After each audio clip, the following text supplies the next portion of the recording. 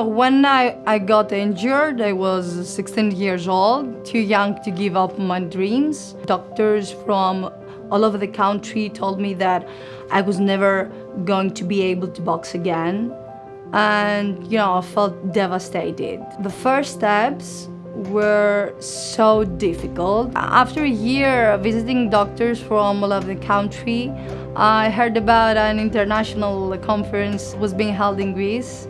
And without second thought, and with my medical records and my parents by my side, we went there. I was in Athens for a vascular conference, and one of my colleagues called me to ask me if I would be willing to see a young athlete that was suffering from venous thrombosis that might be career-ending for her. I still remember to have one thing in my mind, that I was never going to give up boxing. I will find a way. I will find a solution on this. What struck me about Nikki at that time was how determined she was. She was the one making the decisions. She was the one driving the conversation. I had devoted myself, my entire energy into this, to make this happen. So I had to trust him, to follow the process.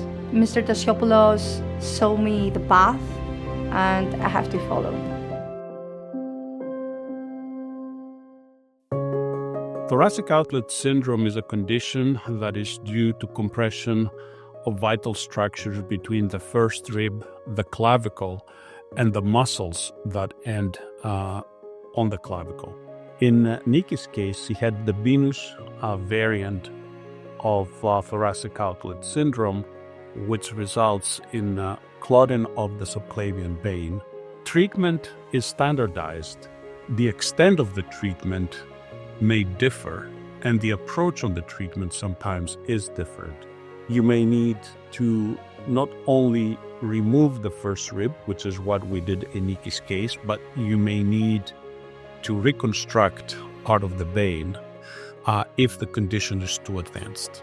After looking at the studies that Nikki provided to me, I was certain that we could have a permanent solution to her problem. I think that to create this confidence, you have to think through many things in your life. So I still remember that day after the surgery, and I was looking him vividly, and I telling him, now, Mr. Tasiopoulos, now it's my turn.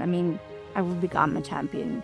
So after that, I started competing to several world, European championships, and qualification for the Olympics, and many others. The postoperative success that Nikki had was not a surprise to us. I was not either surprised by the fact that she quickly returned to the ring to compete at an international championship level.